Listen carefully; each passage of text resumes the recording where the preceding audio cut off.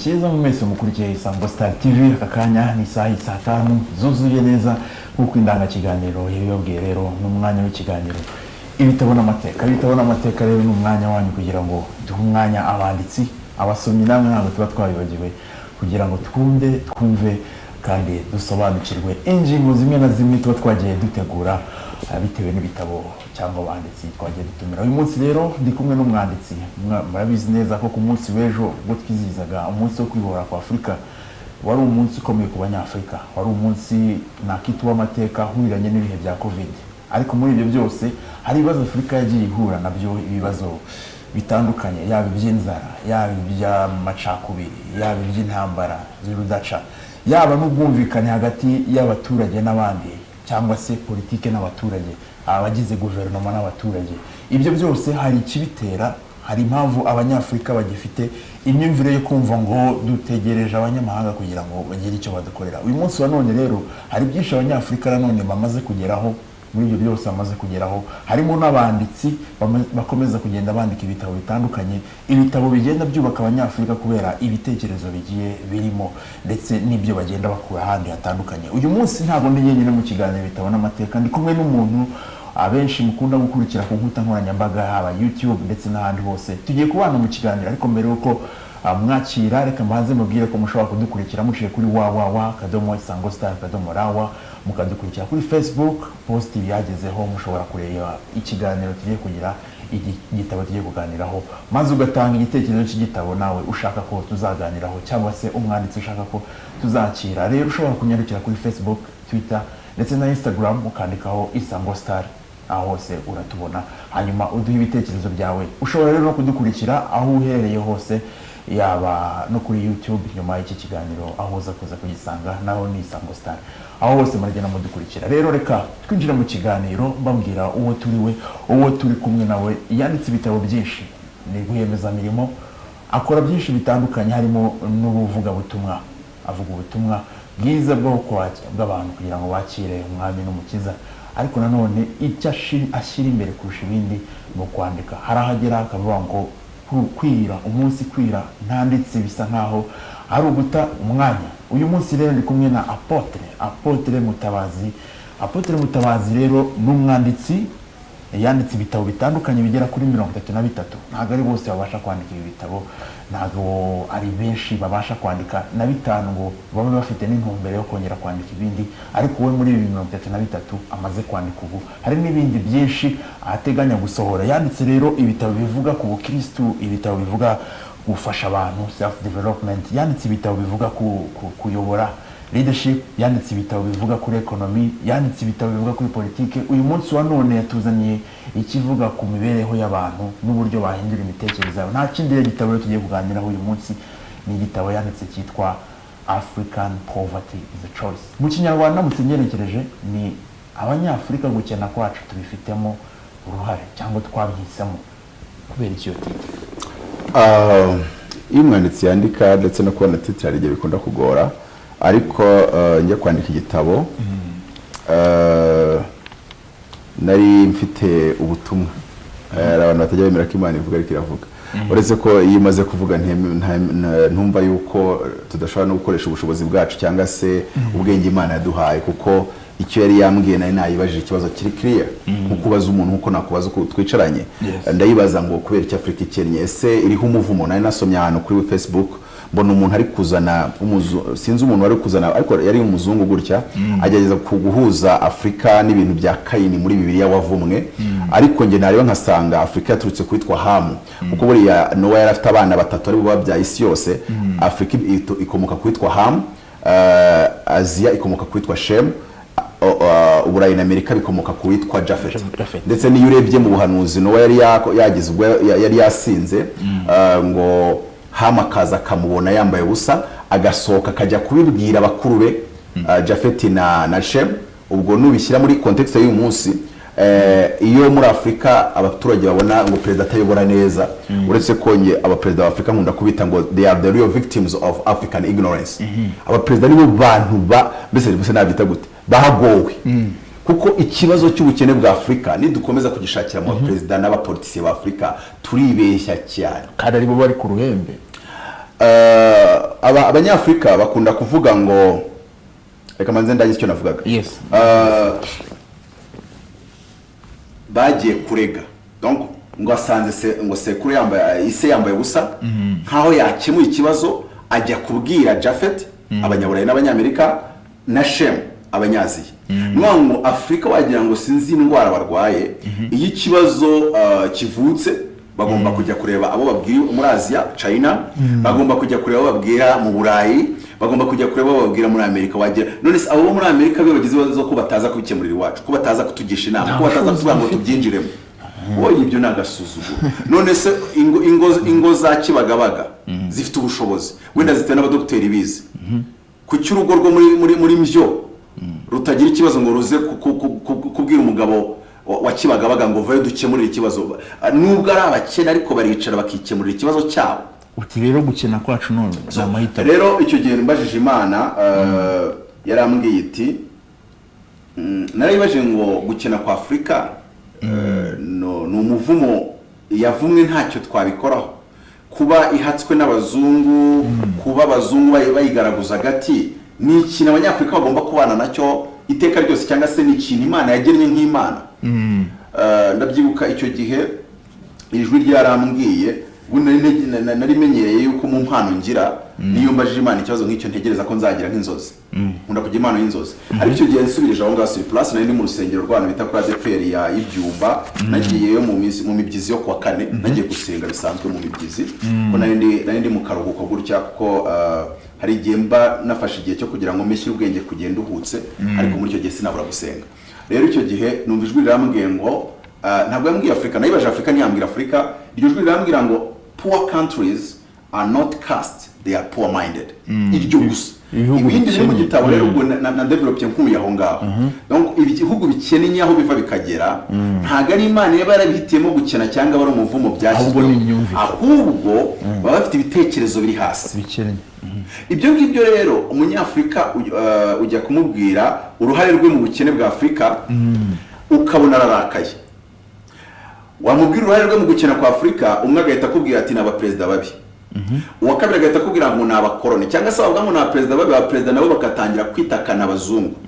Kandi ibyo ntabwo icyo ari igitangaza mu bintu bya geopolitique, byo abazungu bagiramo akaboko karekare cyangwa se bagiramo ukuboko kwabo, ndetse nanakwita main invisible. Rimwe na rimwe ntibanagaragara ko babirimo kandi babirimo. Bagakunda gukoresha ama multinationale yabo, donc ama societe nka za Total n'andi ma societe y'ibihanyanswa manini kugira ngo bangize umutekano wa Afrika. Ariko nanone ku rundi ruhande ntago bawangiza personally, ntago baza nkabo. Oya, ahubwo baca mu bandi banyafrika. Nubanguro byanga bikunda wowe ucibwamo. Ndetse kamwereka nk'urugero kugira ngo ubone ikibazo abanyafrika bafite. Hari amagambo hano nanditse ndavuga ngo ikintu cya mbere abantu abanyafrika bagomba kumenya ni ikintu navuze ngo Africa is a land of double breast and double ignorant landlords, always fighting for what is in their ground, while they would be geniusly busy prospering from what is in their big heads. Na abantu bahora barwanira korota, barwanira zawo. Bese nigeze mbwira abantu babwira ngo u Rwanda amahirwe tugira nuko tutari Kongo, cyangwa se tutari Libya, tudafite umutungo kamere, ubutaka nta kirimo. Ariko ibyago byacu natwe nuko duturiye Kongo. None ngo abanyafrika bishyize mu bitekerezo byabo ko umutungo n'ubutunzi bw'igihugu bushingiye gusa kuri natural resources. Ariko tuzi ibihugu byinshi, Singapore nta mutungo ifite. Singapore ijya kungana na Kigali n'akantu gato cyane. Twemere yuko gafite situation géographique, location géographique yako ikemerera ibintu runaka igihugu gitemererwa, kuko ubundi ubwenge iyo ugiye kubukoresha ugomba kureba reality. Urinde ni ibiki gushobokera. Ko umuntu ushaka gutekereza nyine waravutse muri mbyuga ashaka gutekereza umwana wavutse Kibagabaga ntibikura. Nyine menya reality yawe, ariko nanone reality yawe yo kubuza kugera ku ntumbero no ku ntego zawe. Mu by'ukuri rero Afrika igomba kubanza igakemura ikibazo cyayo cy'imitekerereze iri hasi. Kuko Albert Einstein yaravuze ngo you cannot solve a problem with the same level of thinking that created it. Kuko ikibazo cyose buri muntu afite hari urwego rw'imitekerezo rukwe rutari undi muntu ruba rwatumye kivuka. Kugira ngo bakinakemuke akeneye kubanza kajista agakemura akazamura urwego rw'imitekerereze. Icyo ni ikintu abantu bagomba kubanza kumva. Nari nshatse kwereka umugisha Afurika yahawe, buriya nyuma y'umwuzure Imana yafashe abana batatu ba Nowa ibagabanya umugisha. Ifata kamere kuri Afurika ni ibanze byo gutera uburezera bw'ibanze. Ifata Afurika cyangwa Hamu imuha umugisha wa tekinoloji yose. Buriya tekinoloji yose yo mu isi yatangiye muri Afurika. Ndetse igihe cyose umunwari cyangwa se umuntu w'igikara yafatiye ya mbere agahagurukira tekinoloji, isi yose yaryama hasi. Tekinoloji ni amateka. N'abenshi bakora mu nganda benshi bari abanyafurika. Philippe Emeagwari ni umugabo wari ufite IQ ya 206, ni umunyanigeria, niwe wakoze supercomputer ya mbere 1949. Nubwo yari ari muri Amerika ariko ni umunyanigeria. Mu gihe Albert Einstein yari afite IQ 190. Urumva ko Philippe Emeagwari yamurenzagaho 16 kose.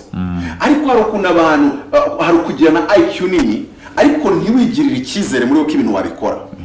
Abanyazi ikintu batugaragarije bagaragaje ko kuba civilisation industrielle yatangiye mu Bwongereza mu gihe cya Isaac Newton 1700 na kangahe, bitari bivuze yuko itashobora kuva no mu Bwongereza ngo igende ibi Abanyamerika. Ariko si ibyo gusa, abanyazi batugaragarije ko ishobora no kuba y'Abashinwa, ishobora kuba y'Abayapani, ishobora kuba y'Korea y'Amajyepfo, ishobora kuba ya Taiwan, ishobora kuba ya Hong Kong. Ngo umuntu wese wahaguruka akavuga ngo tiens, on peut le faire, we can do this, dushobora kubikora. Icyo kintu cyo kintu cyabanje gusa n'ikibuze mu Banyafrika, kwigirira icyizere. Ndetse nta n'ikindi nge nashinja n'abayobozi ba Afrika, nabashinja kutagira icyizere abaturage babo. Ntabwo Abanyafrika bajya bica ngo bavuge bati kamwe muri igihe kintu gisekeje, bije y'u Rwanda ingana gute, ifite miliyoni 3 ntabwo enye ziri, reka tuzite miliyari z'amadolari. Google sosiyete yashingiwe mu igaraje ishinzwe n'umuntu utararangiza university, bari babiri Larry Page na Sergey Brin. Yinjiza rimwe na rimwe miliyari 300 z'inyungu ku bantu bayishoreye imari. Byanga bikunda uraza kubona yuko nimba sosiyete imwe yakinjiza miliyari 300 z'idolari, nubango sosiyete Google yinjiza inkubwe 100 za budget national y'u Rwanda. Ariko ugasanga umuntu aricaye hano, ndetse bamwe na bamwe baragengwa no kwiga izo za Harvard na za MIT baragiyeyo, ariko bakagarukana mentality, it's a matter of attitude. Utaragera bakagaruka batifitemo icyizere cyo kuvuga ngo natwe twakora Google Nyafrika. Kuko kubivuga mu gitabo kandi turibuze kugeramo mwimbere neza. Nagira ngo icyo kibazo nacyo tugishinja abaperezida ba Afrika. Ikibazo kuba nge ntashinga Google. Ikibazo n'abaturage. Sometimes ibibazo turashaka gushaka umuntu tubihigikaho. Kandi noneho iyo bigeze muri demokarasi n'agateranzamba. Muri demokarasi umuntu wigeze kwidefinisa ngo ni uburyo ngo ni uburyo ngo ukunda gutera iteka abaturage gushaka umuntu bahigika amakosa yabo. Donc bahora n'umuntu to blame for their own faults. So reka wenda tukomeze tuganire, ariko nshatse kwereka ngo ikibazo cy'Abanyafrika bahawe umugisha wa tekinoloji ariko ntago bajya bigira icyizere, ntago bateguye ibitekerezo byabo ngo bibe biri strong mind kuba bashobora kuvuga ngo turabyubatse. Kandi abanyazi batugaragarije ko abandi bashaka babitangiye imbere, ukabitangira barabitangiye cyane ariko ukora cyane ukabagera. Utanga ingero nyinshi za Chine na Japan uburyo babakope bakavuga ati ibi bintu mu bikore vuba mu bikore ku giciro gitoya. Korea y'Amajyepfo na Rwewe ikora ibintu byinshi, yaricaye avuga iti murebe ibintu Abayapani bari gukora, mu bikopi mukore ibisa nabyo neza, igiciro gitoya, mu bikore ku muvuduko munini.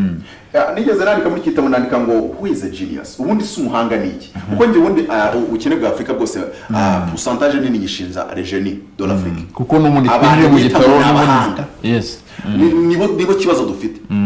Ariko usanga nibo bashinga imitwe ngo y'inyeshyamba, nibo bashinga amashyaka ya politiki aje guteza ibibazo. Ngo uwiswe umuhanga nkaho yakoresheje ubuhanga bwe mu cy'igihugu kimukenemo akwiye gukora. Abahanga bo muri Amerika bajyahe Silicon Valley, bagakora amatekinoloji, bajyahe kuri Wall Street bakubaka ama societe y'ishoramari aremereye ayoboye isi, ayo ma multinational. Rero nitutabona umujeni wa Afrika agiye gukora ayo ma multinational, nane cyane ndabango a genius is someone who can make more money than a highly corrupted politician of his country. Umujeni ntagarwana imyanya politiki kubera ko wabazi ko niyo atajya muri iyo myanya ashobora gukora amafaranga menshi kurenza yo mukorera naho mwakiba. rero abita abajeni b'Afrika bo ikibazo baba bafite ubona nabo bari kurwana imyanya ya politike nabo kugira ngo bajye kwiga. Ubivugamo mu gitabo mu gice cya mbere wise favorites of the genius, yes. Of the genius. Aho ngaho tugenekeje mu kinyarwanda ni amahirwe abajeni bafite badakoresha. Oya ni approach isha uteye imbere ukoresha abajeni ukaba amahirwe menshi donc ukabafavoriza ukabashyiraho imbaraga nyinshi z'igihugu ukabashoramo cyane ibi ngibi bisobanura kugira ngo igihugu kibubakireho. Leta zikeneye abajeni kugira ngo imirimo zikora igende. Reka nkubwire ntabwo bisaba kuba umujeni kugira ngo ukore politiki cyangwa se ntabwo bisaba IQ iri hejuru cyane kugira ngo ukore politiki. Ikindi naho bakenera umujeni tuvuge nimba mu Rwanda harimo abajeni 1000 byibuza imyanya ya politiki nitwara abajeni 300 abandi 700 ebana babwira ati nitunababona mwaje kudepoza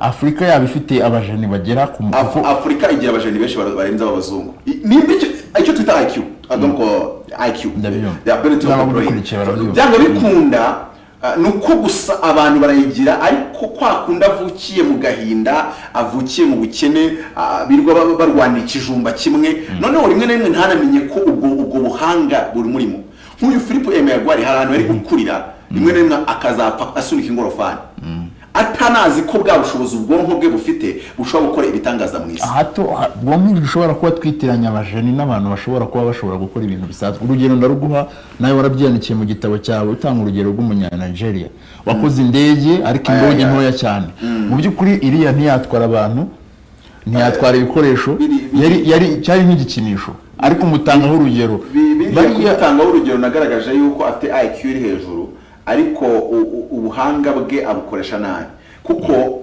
reka nasome kano ka definition kuri page 21 ari mpamvu wenda ntazanye igitabo gifatika nuko dushaka gutoza abantu kujya musoma electronic books e-books ndaza no gusoza wenda nkiha abantu babashe kugitunga mu buryo nkikoreza kuri telefone nko kugisomera kuri telefone cya iPad ukagisoma neza igihugu cyose waba urimo hirya no hino ku isi cyangwa se aho waba uri hose mu Rwanda dore ko na corona ntitwemerera guhererekanya ibintu physical.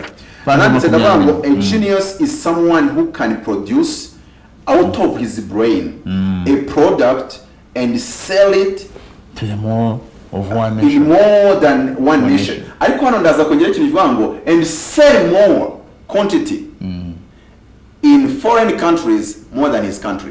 Nwango umuntu ngene tumujene sukuza umbwira ngo wagiraga amanota ya mbere ku ishuri birakureba nta nibwo ibyo twabishyira ku isahane nta nubwo ibyo byadukemura ibibazo muri Afrika. Ngewe mbwira uti ikintu abashinwa bakoze niyo wavuga ngo intebe nkizi nimba ziva Turkey nimba ziva China cyangwa se ziriye nanjye ngiye kuzikora. Icya kabiri ntumbwire ko urazicuruza Muhanga nimba uri mu Rwanda ukambwira ngo urakora aya macupa icyo si cyo kinyere ko umujene aya macupa yacuruze mu bihugu 15 bya Afrika kandi adomina isoko rya Afrika mu macupa ndahita nkwemera nk'umujene. Ngo nimba karite ya product uri gukora imeze nk'iyo njya mbona hariya muri made in Rwanda za hariya muri park industriel hariya Rusororo ugashaka kunyemeza ko uri umujene aho ngaho turabyubahana ariko ntago uri bunkonvincing. So rero ni tubanze twumve yuko muri twebwe harimo elema Imana yadushyizemo zishobora kubakirwaho. Ikindi hari abantu bakunda ku advertising igitekerezo cyo kuvuga Afrika nishyire hamwe duhereye kuri Dr. Kwame Nkrumah turi kuvuga ku munsi wa Africa Independence of Africa ntago twakirengagiza abagabo nka Kwame Nkrumah Thomas Sankara hari abantu takirengagiza ariko nanone Afrika nibanze yemere yuko hategetswe kwemeranya na Kwame Nkrumah kugira ngo mvungire icyo mvuga. Okay, ni mwemere nk'umuntu ugize ibyo yaharaniye kandi yakoze ariko nanone nshobora gufata igitekerezo cye nanjye ngatanga icyanjye kiza kunganira icye cyangwa supporting. Ikindi ntabwo namurenganya ko ngenda kivuga nk'umuntu uri usoma Bibiliya kandi wemera Bibiliya kubera ikindi ko kivuga iki ngiki abantu benshi bakunda banga Afrika n'ibimwe hari n'uriya Julius Malema akunda kuzana iyo idea Professor Lumumba nawe akunda kugaragaza cyane iyo idea suko mvuze ko abantu bagabo badakomeye suko mvuze ko ibitekerezo byabo atari byiza ahubwo ngenda avuga ngo Afrika nikomeza kugendera kuri iyo ideal yo ngo dukeneye kuzagira etat fédéral donc leta ya Afrika ikaba nka leta z'ubumwe za Amerika. Ndakubwiza ukuri ibyo bintu ntabyo mbona, ntabwo mvuze ko bitakorwa ariko ntabwo byenda gukorwa hano. Hari impamvu nyinshi wenda abantu bazi bya Bibiliya ndabacira mu masegonda makeya ku munara w'Ibabeli, kuko ubundi umuntu wabaye Afrika niyo yabanje kuba great. Niyo mpamvu nanditse igitabo cyitwa Make Africa Great Again. Abantu bamwe barambaza ngo Afrika yigeze iba great, ndavuga mwarasaza. Afrika niwo mugabane wa mbere wabanje kuba igihangange mu isi. Ufite uburenganzira 11 hariya ku munara w'Ibabeli cyangwa se w'Ibabeli mu kibaya cy'Ishinani. Hari umugabo bitaga Nimrod yari umuhungu wa Kushi, kuko Hamu yari afite abahungu bane. Harimo witwa Kanani ariwe wakoze amahano, sinda yavuga hano ko umwanya sinshaka kubyinjiramo, mbyigishe bivuga ibintu byo muri theology. Ajya gutura Kanani, niwe munyafrika cyangwa se niwe mwana wa Afrika cyangwa se wa Hamu utaratuye muri Afrika. Ajya gutura Kanani mu butaka butarubwe. Wenda wasanga ariyo mpamvu abanyafrika benshi bashaka gukwepa Afrika ahubwo biruka nk'abajya mu bindi bihugu byo hanze. Arangije kandi ikibazo si ukujya hanze. Diaspora ya China na diaspora ya Israel byagize uruhare runini mu kuzamuka ubukungu bwabo, ariko diaspora y'u Rwanda ndakikubaje nawe uraza kukisubiza, ntabwo ngira ngo ugire icyo ukimbwiraho. Ngo diaspora aho kuba imbaraga z'igihugu za Afrika ihinduka challenge, ihinduka menace, ihinduka wa muntu wirwa ayambika ubusa umubyeyi we, wa muntu wirwa avuga ibi bimwe kanabihimba. Ariko icyo nyiveho nigarukire mvuge ngo Afrika ikeneye gushyira ubwenge ku gihe, yarangiza ikareba buri wese akemera uruhare rwe with the people, tugahera kuri twa baturage. Ese ubukungu bwa Amerika bwubatswe nande? Google ntabwo yubatswe na Donald Trump. Facebook ntabwo yubatswe na Barack Obama. Ntabwo Bill Clinton yubatse Microsoft. Nubango nimba biriya bariya byarakozwe n'abaturage b'abajeni hagati mu bandi, ibyo bikaba inkingi zikomeye zubakirwaho.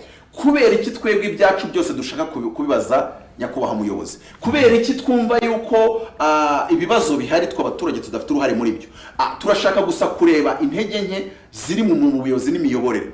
Ikindi turashaka gukomparinga ubuyobozi bwacu n'ubw'ibindi bihugu. Noneho umuntu kumva arabajije ngo kubera iki ngo abayobozi bacu ngo dore muri Amerika ukuntu babigenza, ngo dore ngo Amerika bagira gutya, ngo dore ngo Uburayi bagira gutya, none igiye muri pays Scandinave dore bagira gutya, dore bahemba abashomeri bagira icyo bahara. Ibyo byose wabizana n'uburyo wenda batora gutya, bagira gutya, biyamamaza gutya, politiki bayikora gutya. Dore ko abanyafrika sinzi uwabaroza ushakira ibisubizo byabo muri politiki na parti politiki. Nwango utarajya kure, ariko reka noneho twinjire mu byo duheraho, hari indi teori nakunda. Wenda nandi kuvuga kuri kire kivuga ngo Afrika ibe etat fédéral, twaba twiyemukiye. Afrika ikikeneye no guhuza mu bucuruzi. Ntiduhuza imipaka ngo tudukuremo imipaka ngo tuyigire etat fédéral. Nicyo nshaka kukomeza. Afrika ikakora iki? Ikavuga ngo tuzajya dukoresha amabati yavuye Nigeria, nabo bakoresha isima yavuye Tanzania. Natwe mu Rwanda turaba turi gukora ama smartphones. I Burundi barabari gukora ibi nibi. Noneho ibyo bintu bagakora iriya free market, free African market. Ni buriya kiriya ni ikintu cyagutse gifatika. Ikibazo ni market tudafite product. Kuko ikibazo Afrika rigizana idea nziza, ariko ugasanga nanone application yazo iragoye kubera ko tugize free market, yes of course, ariko haraza kuza ibisosiyete by'ibishinwa by'ibihinde biturutse yo hanze bize byicare hano muri Afrika. None ugasanga twebwe n'iryara Afrika izumva yuko ishobora gukora societe y'inyafrika ikorwamo n'abanyafrika. Kuri icyo ngicyo haraho uvuga education ukayerekana ko yarangiye itameze neza, ariyo kandi twakwiye kuba dutezeho amakiriro. Uravuga ngo abanyeshuri bava mu ishuri ntago bafite ubushobozi bwo kuba bakireye imirimo hanze ahangaha, kandi nibyo koko kubera ko biga teori bajya hanze ugasanga n'ubundi nta kintu bafite mu mutwe cyangwa nta kintu bize mu ishuri. Bibaho ni ibintu bisanzwe, nawe ubwawe bivuze mu gitabo cyawe African poverty is a choice. Iyo ngingo rero wowe nk'umwanditsi, nk'umushoramari, uyivugaho iki?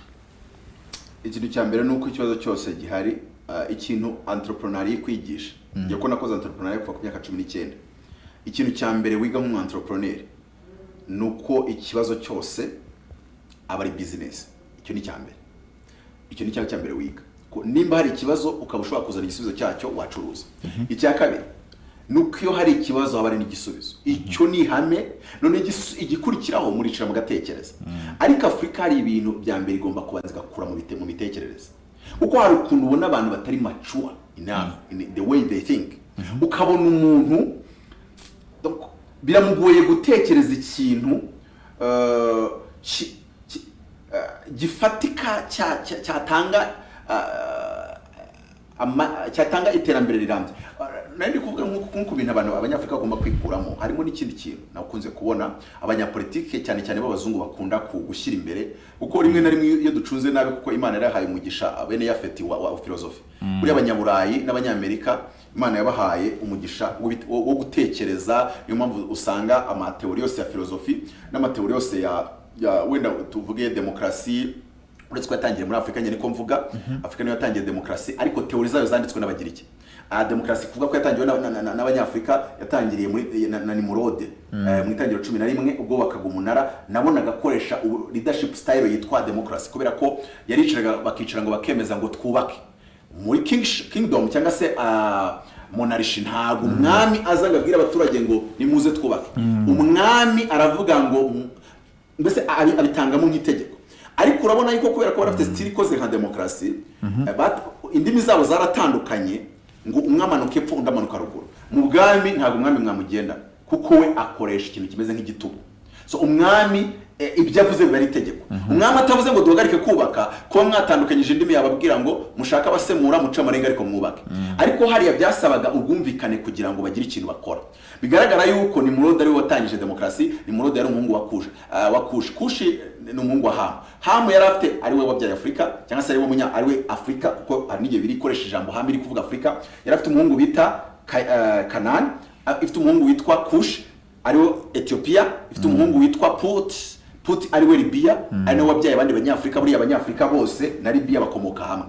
Ubwo uburyo ururwa rudasa twabijyamo tugiye mu zindi ntuza scientifique.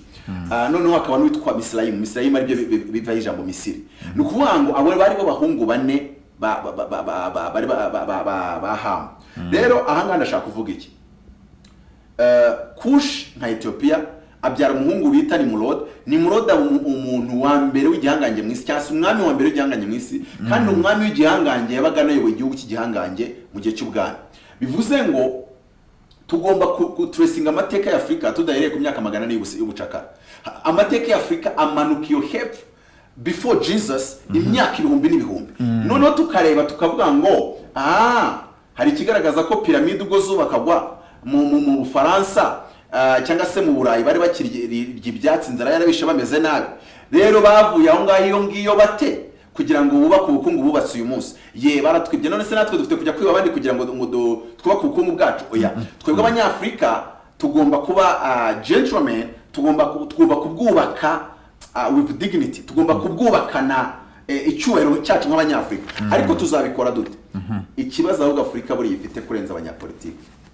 Buri Afrika ifite ikibazo cy'ababyeyi n'abavandimwe, imiryango. Umunsi ikibazo cya families muri Afrika cyakemuka, kuko muri Korea y'Amajyepfo bubatse gute ubukungu bwabo? Bubakisha icyo bita chaibos. Chaibos ni société familiale.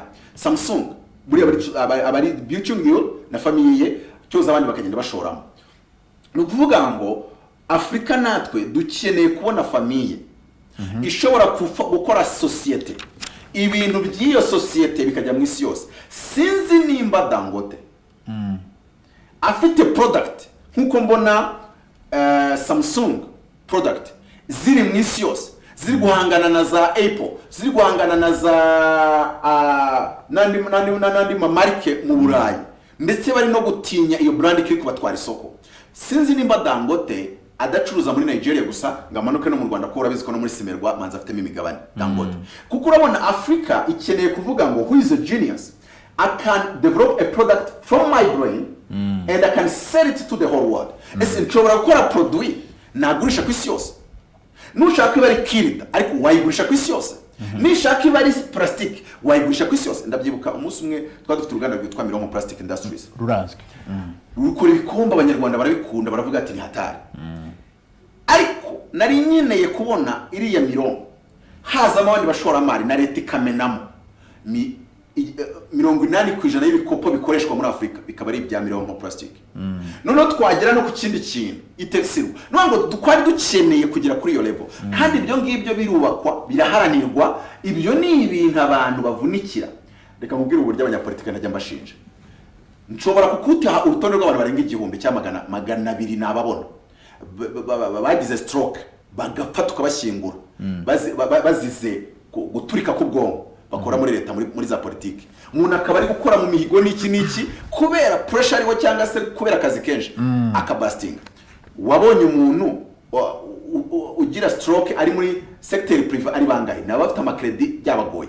Aho nenshatse kubwira iki muri ibi bihugu byo hanze abantu bagira ama stroke menshi nabo muri secteur privé kurenzaho muri leta. Kubera iki secteur privé irakora nk'umutima manywa nijoro. Nubona basohoye technology umwe asora telefone Samsung nayo igasohora indi undi ari kuza mbese bahorana kuri competition. So rero ibyo ni ibintu tugomba kubaka nk'abanyafrika. Rero navuga ngo ikibazo cya mbere ntago nemera k'abajeni bagombye kujya gukora muri leta ba Afrika bagombye kujya muri secteur privé kuko nibo bazubaka izo nganda multinational zigatanga akazi ndetse na leta igashyiramo amafaranga nkuko muri za Korea z'Amajyepfo byagenze ikabaha inguzanyo batazishyura muri Israel ifite startups 4,000 bya high tech ariko kugira ngo bigerweho bakoze iki icyambere bafite main d'œuvre iri qualifié kandi hendutse. Ndabyuka muri China umugabo umwe yaravuze ati impamvu yinaje muri Shanghai natangiye Silicon Valley startup irananira njya Los Angeles irananira ariko nze Shanghai bakampa umu-engineer uhembwa 1/18 cyayibona hembaga Silicon Valley kandi umumenya mukubye kabiri wa Silicon Valley. So nuwango Africa ikeneye quality education. Kubera yuko ntabwo tuzubaka inganda dufite education ya hafi ya ntayo ariko iyi education niyo yabitaraba fixed dushobora gukoresha education turutse hanze tukayimportinga ariko ikibazo uriya muntu wagiye gushaka ubumenyi uturutse Kibagabaga agenda afite poor mentality. Hari icyo uvuga camps of graduates hasi ku buryo nubwo yize Harvard na MIT azagaruka aje gushaka akazi muri ministeri. Camp of graduates ndagira ngo uyivuge kuko nayo uyivuga mu gitabo cyawe uyisobanure byimbitse kubera ko ni igitekerezo dukurikira agomba kumenya kandi akisangamo. Uyivuga wiki Camp of graduates naravuze ngo kubera ko nyine ku ishuri bigaragara ko abantu ntacyo bazi kandi bakamara n'imyaka 5 nta kazi babonye bari muri stage nibashyireho ibigo by'ubucuruzi bifite imbaraga byubakitse. Noneho ibyo bigo bifitemo imyanya ibihumbi n'ibihumbi yo gutrainingiramo babana bavuye ku ishuri bari fresh graduates bagiyemo bakora internship ziri strong zimbaraga. Noneho uyu mwana bamushaping kuko hari umuntu ushobora kubaza uti mu bumenyi ufite nubuhe bumenyi washyirira ku isoko ugaselinga komaze mbwiza ukuri ni iki kintu uzi wakora umukiriya akishyura ugasanga ntacyo afite. None somaze none se kuki wirgure urirangura umushomeri nabi cyazo ufite ari umushomeri ntacyo uzi you know nothing. Banzu cyemura ikibazo cyuko nta kintu uzi kuri marketplace cyagira akamaro kuko ntago abantu bagakuye kuba bari mu tuntu tw'udutiku mbona birwamo. Umuntu ari kwirwa ari karama ngo ubushomeri bebe kurekera mu bushomeri uziki nimba ukize umuntu yaravuze mu gifaransa urakize igifaransa yavuze ngo si tu sais faire fais le savoir. Nimba ari ikintu uzi bimenyesha isi ibimenye. Donc si tu sais faire c'est le savoir. Umunsi umwe ndabyiruka njya gukora interview y'igitabo cyanjye nanditse kuri Afrika bwa mbere True Leadership Master Key. Naravuze ngo ninjye mugabo watsindiye isoko ryo guhindura Afrika guhindura imitekerereze ya Afrika ninjye wiyaminiya cyangwa se wiyumvamo ko ibyo bintu bishoboye. Abantu benshi barantangara ndavuga wi ibyo bintu ntabwo ndi gukina si bluff nzabikora. Nyuma y'ibyo ngibyo no gukomeza kugenda soma mu mpano mfite hashize igihe kingana iki bo aciyemo imyaka nk'ine cyangwa 3 mpamagarwa mu conference atandukanye warayihinduye ubwo no kuvuga ngo ntabwo bikorwa umunsi umwe ariko uyu munsi mpamagarwa mu conference atandukanye bakanyishyura $1,000 ku isaha imwe ariko ndashaka kugira ngo nzazamuke batanye no kuyishyura $30 ku isaha imwe. Yes kuko ikibazo Afrika ifite ushobora kuvuga isaha imwe kigakemuka ariko abanyafrika bameze nk'abagikinira hejuru y'ibitekerezo ntabwo baza agaciro ka idea urahuza bya bintu byo kwerekana umwango kuko numvaga ari ubushobozi mfite muri nge namenyesheje isi ko bufite. Rero ibintu byo kwicara ari ubwango ngewe ngo narize ntabwo isi guhembera ko wize, nta nubwo isi guhembera amasaha ama credits bino mu ishuri bahita ngo credits, ntabwo guhembera amasaha wamaze wicaye ku ntebe y'ishuri. Isi guhembera ubumenyi ufite n'icyo bwakora kigashyirwa ku isoko. Hari umuntu ejo nari kugira inama turicarana muri hoteli imwe, kuko njya mbikora gukora ubujyanama muri entrepreneurship consultation, kuko ubundi bintu nkora ndi apostle, yes, mu idini ndi apotre, cyangwa se ku musozi wo kwigisha iby'Imana ndi apotre, nkaba auteur, maze kwandika ibitabo ugeze ku 37, ubundi kwandika igitabo ariko nakihaye umuhungu wanjye, cyanditse izina ry'umuhungu wanjye w'imyaka 7, kuko nshaka kugira ngo hari impamvu inyereka ko umuyobora urimo. We na mushiki we batangiye banke mu munsi y'ikiringiti, bakajya tubaye igiceri ngo bagure bombo, bakajya babika ubundi icyo nahaye mushiki we nicyo namuhaye akakibika. Ubu bafite ibihumbi n'ibihumbi bya epargne, nababwiye ngo iyi igomba kuzavamo banke. Ariko ikibazo tubuza ababyeyi muri Afrika, ashobora kureba umwana we akareba tara imurimo akayishyigikira, baramubwira ngo jya kwiga ngo jya kwiga management ngo niyibona akazi. Ariko ni gute nimba atari ubwenge buke, ni gute abantu 100 biga management muba muzajya kumanaginga y'abantu? Ese umubyeyi yabwiriza umwana gukora ibyo watakoze? Uko byamera kose, nk'umubyeyi ashobora gukora amakosa akamwigisha, akabwira umwana ati mwana wanjye reka mugira inama. Niko bigenda, reka wenda muganga akamugira inama ntigiriye. Ni nkuko umubyeyi ashobora kubyara abana 3 hanze, ariko akazavuga ati reka nkubwire naciye muri byinshi nkora amakosa menshi, mwana wanjye reka mugira inama. Ko nawe batagishaka kwiga. Ababyeyi uko byamera kose bafite izo nshingano. Ni deni badufitiye nk'abana, ariko nanjye n'umubyeyi mfite abana bane. Nuwa ngo ni deni dufitiye abo twabyaye, kuba dushobora kuvuga ngo rero bana bacu, dore twabibonye ibi bintu byose biza icyari gikwiriye niki. None baracyatoza umwana ngo jya kwiga, ngo umwana wanjye ngo nagurisha isambu ngo wige, bakamutraininga bamupakiramo ibintu kugira ngo azabe employee. Iyi education itegurira abantu kuzaba abakozi ni ikibazo. Ese nge muzambwire nabari kudukurikira mu mumbwire, ni irihe shuri umuntu yigiramo kuba consultant ko ninjizamo amamiliyoni n'amamiliyoni? Nta shuri nigeze mbona bigiramo kuba consultant, nta shuri bigiramo kuba president. Nubwo nge nabo ibintu byinjiza cyane nta shuri babyigiramo, nta shuri bigiramo kuba entrepreneur. Hari amashuri ya business, buriya Donald Trump yize Wharton business school igezweho muri Amerika, ariko muri Manhattan hariya New York ntabwo ari we wenyine wize Wharton, harimo abandi ba real estate developers. Ariko we yaragiye noneho ajya muri pratique, kuko ise yitwaga Fred Trump, nawe yari muri real estate ariko ukiri hasi mu mamiliyoni. We arabifata arabizamura bijyana kuri next level.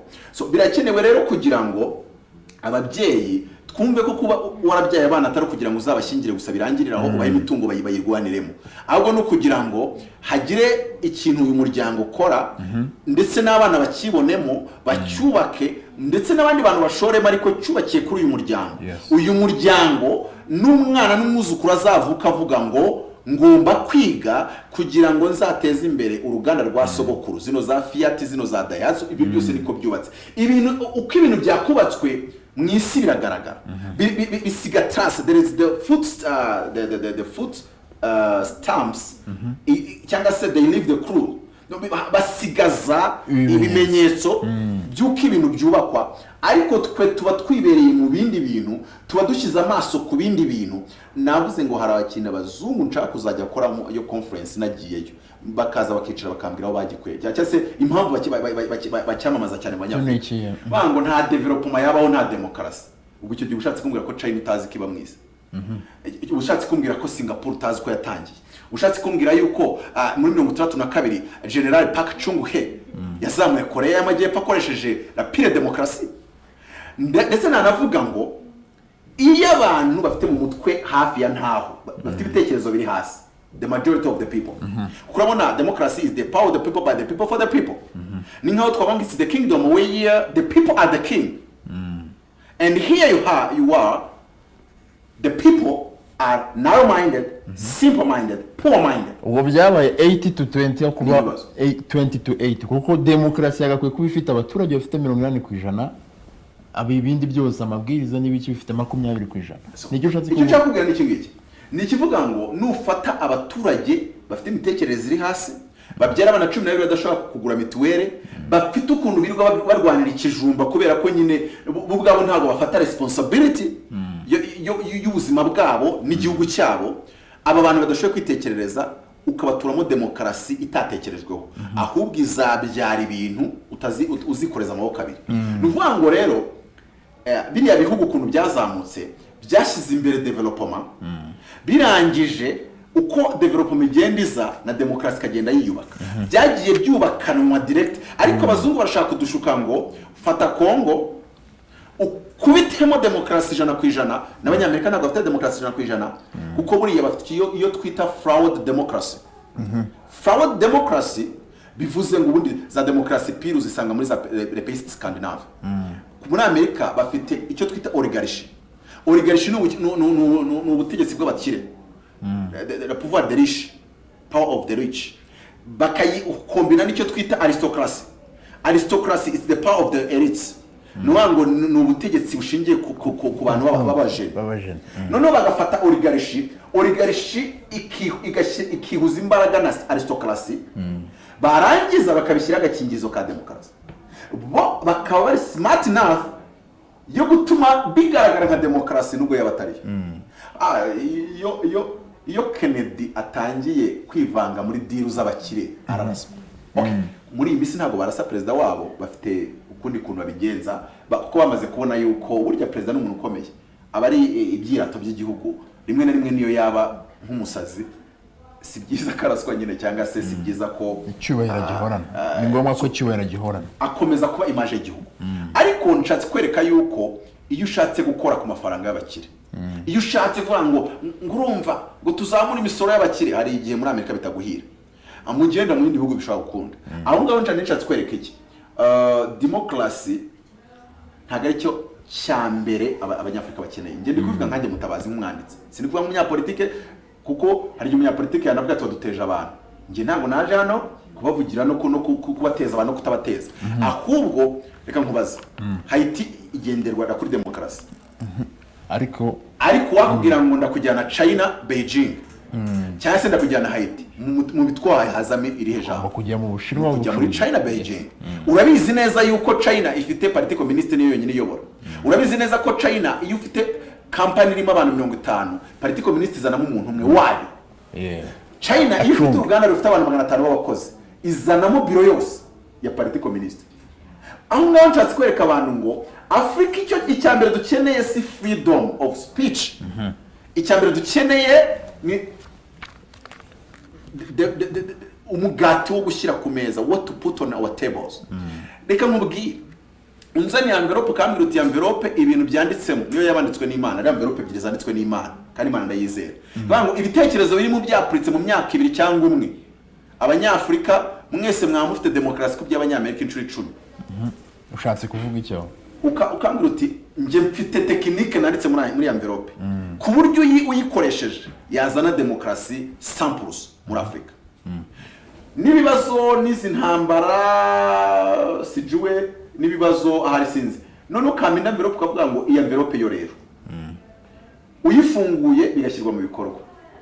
GDP y'u Rwanda yangana ni Amerika ni ya China se ni so yazamuka, buri muturage yazamuka, middle class yazamuka, ukanyereka uburyo mbese ubukungu bwazamuka ku rugero nta muntu wo kuburara wabugisigaye. Reka nkubwire, hari ibihugu nka za Sweden example ni ibihugu bito, kugira ngo byumve ni ibihugu bito, si ikibazo cy'ubunini. Mbese kugira ngo abantu bumve neza ngo Afrika dukeneye gushyira ubwenge ku gihe tugakora travailler. Naho nimba tuba ngo umunyafrika y'abazungu baje buri gihe ukamubaza ngo ibibazo byanyu tubafasha kubikemura, dore ko twumvishe ko abazungu rero bagomba kudufasha kubikemura, ahitarimba abayobozi bacu ntibemera amashyaka. Ariko abanyafrika icyo tuzi gukora ni politike gusa. Mbese nta munyafrika u Rwanda ajya gukora uruganda, nta munyafrika u Rwanda ajya gukora Google, nta munyafrika u Rwanda ajya gukora Samsung, nta munyafrika u Rwanda ajya gukora Microsoft, nta munyafrika u Rwanda ajya kubaka ubukungu. Business cards nayo bivuga mu gitabo cyawe. So rero isa nkaho ari igishubi, ni ukugira ngo abana bigishwe, ariko nibarangiza kwigishwa bigishwa uko bakora akazi, bya bintu bafite bibesha kujya mu nganda bikore. None ikindi ariko mu gihe turubaka amashuri ameze nk'izo za Harvard na za MIT tujyaneyo abajeni bacu ariko nanone bajyanweyo barateguwe mu bwonko ku buryo bagenda bazi neza ngo tuje kuri misiyo y'igihugu, tuzasubira mu gihugu gukora private company, twubaka ibi cyangwa se tuzasubirayo harubatswe ibi, tugiye kugenda duhita tubizamura. Abayapani bo boherejeyo abantu bari bamaze gutsindwa intambara y'isi yose, bari abasirikare bajya kwigayo, bajyanayo discipline militaire. Nge rimwe na rimwe nigeze nanatekereza ndavuga ni nimba dukeneye kugira ngo abantu bajye biga ariko nibajya muri izo graduate camps babe bambaye imyenda ya gisirikare madowadowa, like kugira ngo bumve yuko ni urugamba nk'izindi, bakeneye kugira military mentality. Hahandi uvuga ngo nimba urabona yuko nk'iyo afanda avuze ngo menera urukuta ntabwo uza kumubwira ko bidashoboka. So nicyo kintu cya mbere nkunda abasirikare nubwo ntabayeho, ni ukuvuga ngo dukeneye ba bantu bize ku rwego rwo hejuru ariko banicara bavuga ngo tugiye gukora iki, bakaba batari buze kuvuga ngo ntigishoboka. So ibyo bintu ni ibintu twagiye tubona muri za Japan, ikigo cyari gishinzwe ibintu by'ubucuruzi cyagiye gikora muri Korea y'Amajyepfo, aho uruganda baruhaga ibintu rukeneye byose, abakozi mu bura bakababazanira, ab'abazungu bakababishyurira, ariko bakababwira ngo nimba dushaka ko mukora iyi karite ya product, dushaka ko mukora iyi quantité tujyana ku isoko ry'amahanga mu bihugu bitandukanye dufitemo imibanire, nta kuza mutubwira ko byananiranye. So mu by'ukuri anja twereka ngo hari yo graduate camp, hari business camp. Kubera iki bigomba gukorwa? Nakubwiye ngo nta shuri bigishamo kuba entrepreneur, ariko iki kigo gikozwe abana bajya baza bamwe bakigishwa gukora mu nganda, ariko abandi bakabigisha gushinga inganda, kandi bakabigisha mu buryo buri practical. Nkuko iyo abasirikare bari kubatoza babaha asasu ya nyayo, uracyari muto ariko nanjye nabisomye kuri Google nicyo Google imaze. Ndabizi kutazi agaciro k'isasu rya Kalashnikov AK47 rigura $12. Ubwo rero niwumva habaye intambara ku mitondo kugera saa 8 hituko ugenda uku kandi ari gihe akora mu none agakoramo, reba none abantu 3,000 bose bakozemo, hari gusohoka $12 intambara rero ndamuvanye. Niyo mpamvu yo umunyafrika cyangwa ibibazo bye ngazabikemuza intambara ndamureba nkavuga ni Imana ikuturinde, shaka ibindi bitekerezo, cyangwa se nimba uri intwari uri n'umugabo ufitiye ishyaka igihugu cyawe cyitwa u Rwanda, genda ukore Google, numara kwikora uzaze nzana gutorowe perezida.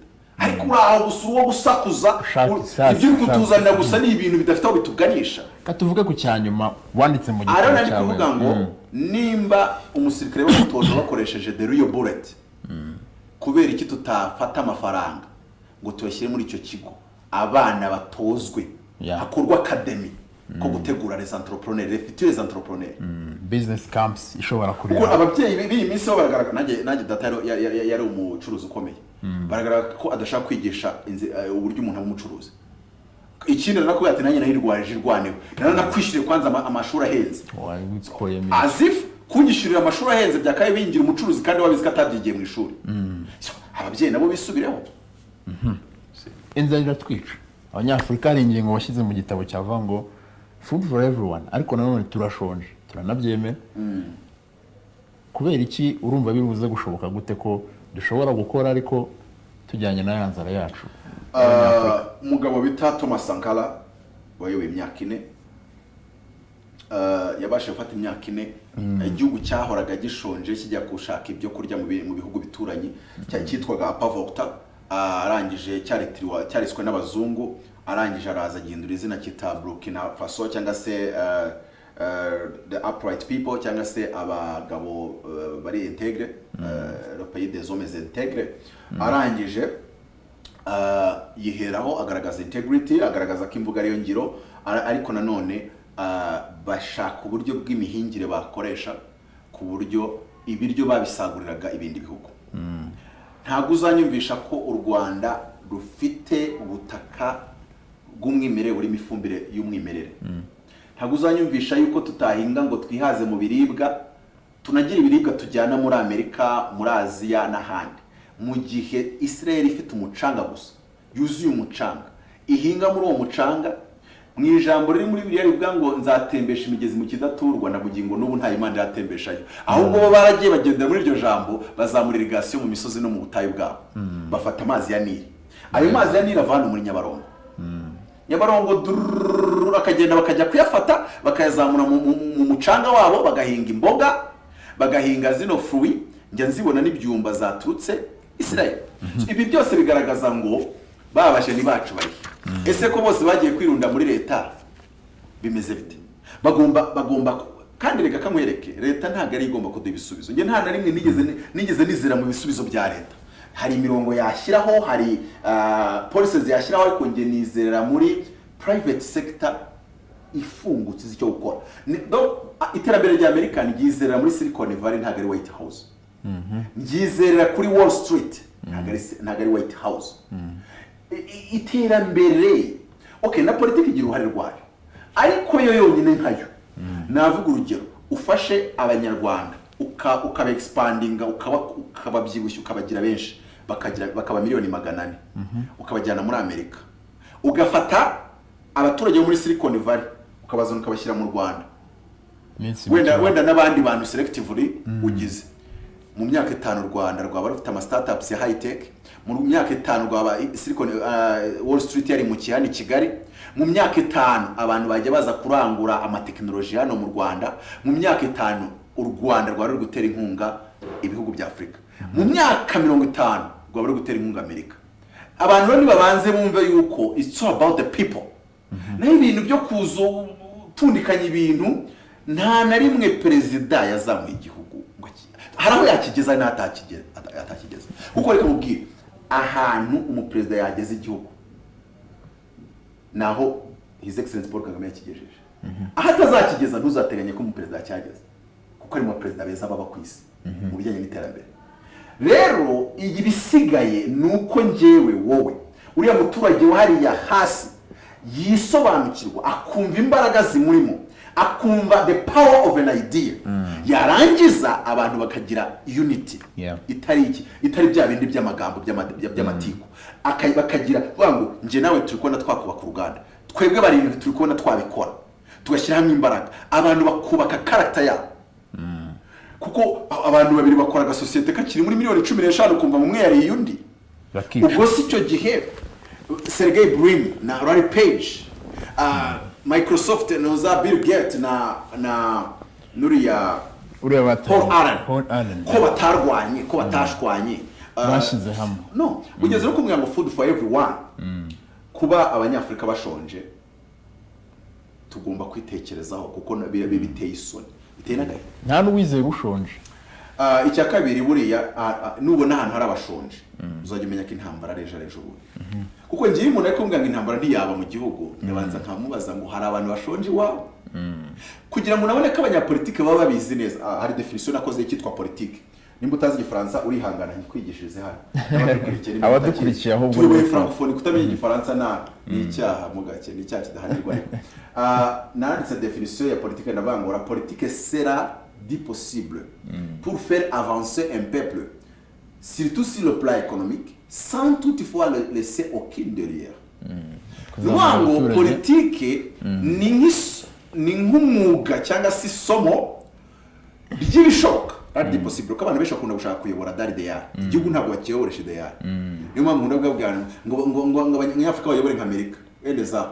None se abanyafrika muri Afrika uzimo Silicon Valley, none se muri Afrika uzimo Wall Street, none se uzimo Harvard, uzimo MIT se, none se imitekerereze y'abariya niyo yacu, none se uko bumva ibintu niko twe twumva ibintu. Ko byamera kose hari urugendo rwo kugenda, ariko gese ubwino ntago burera.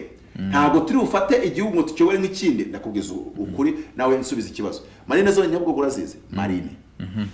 Buriya waziyobora nk'abana ba Green Hills. Ntago byakunda. Wabayoboresha style imwe bigakunda. Ntago bikunda. Biterwa nawe uri kuyobora. Leadership ni nuko ikoze.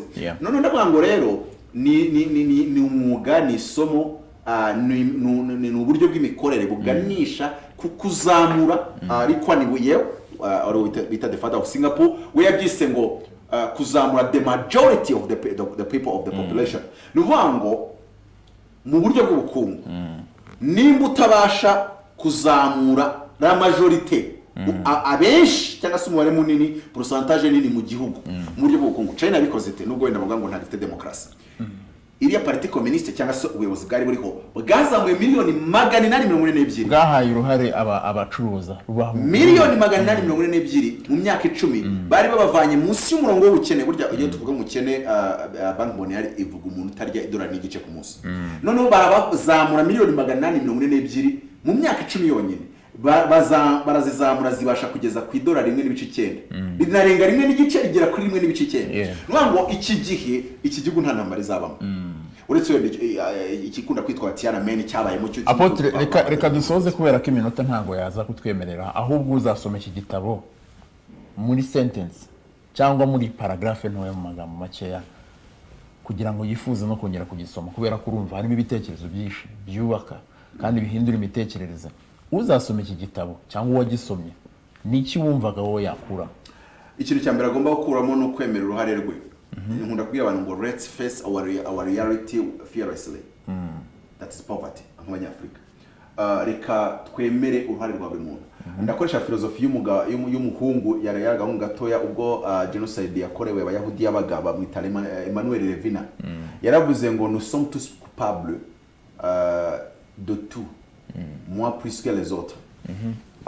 Kandi bwari kurefaringa kuri genocide yakorewe abayahudi. Abantu bakibaza ko ari ukirakana ikindi kari wayikorewe kucyumva kuri coupable yabyo. Ibyo bibaye mbere cyaho ngaho kuko n'amateka abantu benshi barasomye igice cyangwa se igice twahawe n'abanyamerika. Yego. Rimwe na rimwe kitari cyo. Iya kabiri. Nicyo cyane cyakubwira abantu bambwira ngo nimba u Rwanda rukennye mutabazi ni ngewe nyirabayazana w'ubukene bw'u Rwanda. To be responsible. Papa wanjye ni nyirabayazana w'ubukene bw'u Rwanda. Mukuru wanjye mushiki wanjye ni nyirabayazana w'ubukene bw'u Rwanda. Nimba ntari kumva degré d'implication yanjye uruhare rwanjye mu bukene Afrika ifite nkashaka kushakira mu wundi mfite ikibazo kandi kizanakemuka. Okay, ntago ibibazo bya Afrika dushobora gukomeza kubikemuza kwitana ba mwana. Ikindi abajeni ndabahamagarira nimba mbahamagara gutya nimba mbahamagara ko duhamagara mu sengera baza kwihana. Abajeni mwamba bari mu gasezera muri leta mukajya muri secteur privé cyangwa bakorera leta ahubwo na secteur basaba bazi gute mu bagandi barabanga mu kwega yindi de mu nsasire rwose mu giki mumbabarire nimba waragiraga A+ kuri university wambabariye ukajya Nyabugogo wambabariye ukajya Kimisagara undi bwana ari amasoko ntabwo twagira Silicon Valley wambabariye ukagaragaza city savoir faire savoir. Reka ngushimire cyane ibyo bintu byo kwigwa mwishima y'intebe zikaraga ngo muri abajeni nge ntago reka ngushimire kubw'ibitekerezo byawe kandi kubw'igitabo nizera ko kigomba guhindura imitekerereze. Sinabura ariko kujya abanyarwanda. Yes. Mbahaye nimero nimba byemewe babasha kukibona ko ndashaka kugitanga soft copy. Ubu ni igitabo kigura mu 15. Gifite page nke rwose. Hari umuntu wanakiguza arambwira ngo uko genze kandi page ari nke. Ntago ngurisha rame de papier nge ntago ncuruza muri papeterie. Curuza idea. Numara gusoma idea ukumva zitaremereye. Uze kumbwira ko ari makeya. Ntago ari ikibazo rero cy'impapuro. Barakigura he? Baranyandikira kuri WhatsApp. Ntibamamagare banyanditse kuri WhatsApp bambwiye ko bashaka igitabo. Ndakivana ku 15 nshyire ku 2000 ariko uranyandikira umbwira ko gikeneye ntuhite wishyura. Nimbona abantu 1000 bose bagikeneye. Cyangwa se arigena nimbona mbese ari umubare ufati kugikeneye ndakiboherereza nawo nimbona ari batatu ndababwira ni yewe mwabaye batatu sinzi ko tubigenza muzajye kugishaka aho kibarizwa ariko no muri Caritas kirimo muri Caritas kirimo ndumva aho ngaho ariho ndishwa neza ko kiri no mu zindi bookstores. Nimero yanjye ni 07 88 30 95 13. Iyo ni nimero yanjye ntago ari ya secretary ni ya secretary muyishaka nzayibaha ariko iyo impamvu mbahaye iyo ngiyo nuko ari umuntu ushobora gukena kungisha inama hari umuntu ushobora kushaka ko twicarana kugira ngo tuganire ku bya company urumva nimba nkora leadership consultants nkakora business consultants mu buryo bugiye butandukanye. Hari igihe umuntu ashaka kumva yakenera consultance yawe yakenera ibitekerezo byawe cyangwa se inama zawe. Rero banyandikiye kuri WhatsApp ndahari kugira ngo mbafashe mu gihe ngihari kuko ntabwo nzaba mpari iteka ryose cyangwa se ntabwo nzaba mboneka byoroshye ibihe byose. Reka ngushimire cyane rero nubwo n'ubu ntakemeza ko mboneka byoroshye ariko ibitabo byo ni 37 hari igihe tuzajya tugaruka tukaganira no ku bindi n'ibindi. Murakoze cyane rero ni by'agaciro kuba twakugize mu bitabo n'amateka nizere ko n'ubutaha tuzakubona. Murakoze. reka rero namwe mbashimire mu mwakomeje gukurikira ikiganiro Ibitabo n'Amateka. Ngende Germain Mucyo, abadufashije kuri kamera ni Baganizi Olivier ndetse na Fils Kirenga wabaye kuri kamera, ndetse n'uyoboye programme ari ya Byukusenge. Iyi ni Isango Star, mukomeze mukurikire ibiganiro tubagezaho.